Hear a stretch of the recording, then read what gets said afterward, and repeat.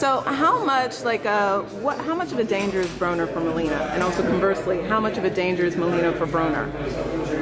Well, I will tell you this, Broner is extremely dangerous because he's a very accurate puncher.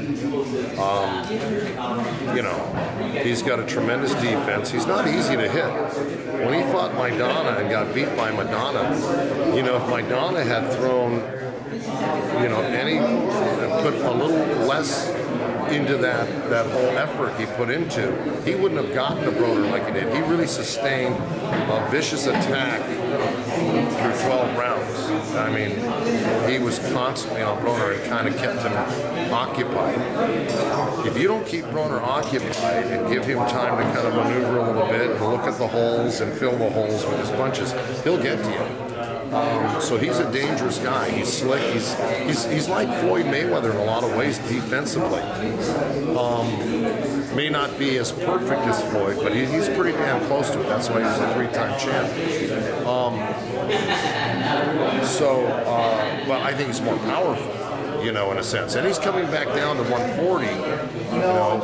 He fought at 47, so he's coming back down. He's got to be in better shape. So when you decide to train at a lower weight, means you've got to put more effort into your training to lose that weight, which conversely means you worked hard to get there. So I'm convinced he's going to be in tremendous shape and ready for this fight. On the other hand, you've got Molina, who we had, thank God we had some extra time. We thought we were fighting in January. We started training in December. So we had all of December, January, February to train. So he's really kind of in the best shape he's been in quite a while. But I will tell you, every sparring partner, and we had 3 or 4 of them, very few of them can go more than 4 rounds with him, 5 rounds. Because his power starts getting to you. Now John's a little quirky, he has a quirky offense, a quirky defense, but that kind of works for him. Stevie Forbes, a former champ who worked with us as well, he said, you know, if John had like, you know, an A, B, C offense and defense, he'd probably be easier to deal with. But he said he doesn't. It's more like D, F, G, L. You know, in other words, it's kind of a scrambled, quirky offense and defense. You don't quite know what he's going to do next. He's kind of unpredictable with his punches. So that kind of works to our advantage in a way.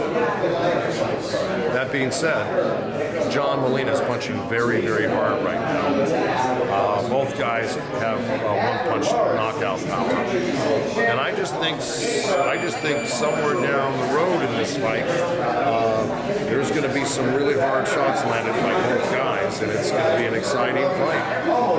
Who do you think is going to be the stronger guy in there? Because Molina has intimated that he thinks he will be the stronger guy. Well, look, you know, one guy can be stronger than the other, but who's going to have the strongest chin? I mean, that's kind of, you know, the question here. Who's going to be able to take the better shot and not give it? They're both going to give good shots. They're both going to hit each other hard. I know that. Who's going to take the better shot? That's the key.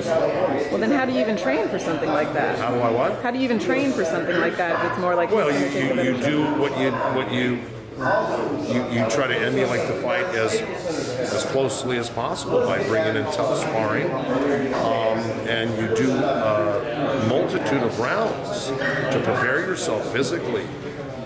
Forget mentally and spiritually, that's a whole other, but physically you've got to prepare yourself by getting hit. Not that you're going to stand there and hit, but ultimately you're going to get hit in sparring. You try to limit that as you get sharper and sharper. You limit the amount of times you get hit, but you're going to get hit. And the better shape you get in, the more you can withstand a good shot. So that's what we're looking to do. We know we're going to get hit. We know we're going to hit him. But basically, it's who's going to take the better shot, and I know my guy's got a rock-solid chin. Prove that against Matisse and many, many other guys. And how important is it that this fight is on? It's an inaugural fight, like being on. How important is it that this fight is going to be on NBC? Well, number one, it brings me back to, you know, how I grew up on boxing. I grew up on the networks watching boxing. NBC, Wide World of Sports, the whole 9 yards. But It was something I think our whole family used to look forward to. We used to go, "Are you going to watch the fight?" Yeah. It was almost a weekly thing. Did they do fights every week? No, but they did a lot. And so that's what I grew up on. A lot of guys became major stars on network TV. Sugar Ray Leonard was one of them, let's say. I'll just use him as an example. But if you fought on network TV, 250 million people saw it because you probably did not 200, but you probably had, multi-millions of people watching you. Where now it's on cable, the eyes, there's less eyes on you, but there are many other different outlets to show fights, but back then it was just one, so all the eyes were on it. So you kind of, in the general public, you kind of blew up and were very recognizable. What are you looking forward to most in this fight? Is there anything, like you as a trainer, is there anything you're most looking forward to or anticipating in this particular fight? A win. Yeah, I'm really looking forward to a win. Okay. That would be just fine. And so you don't care how it comes along? No, of course not. Yeah, no. Just walk out with a W, one way or the other. A win's a win. That's it. Go on to the next one. Thank you so much, sir. Oh, you're welcome.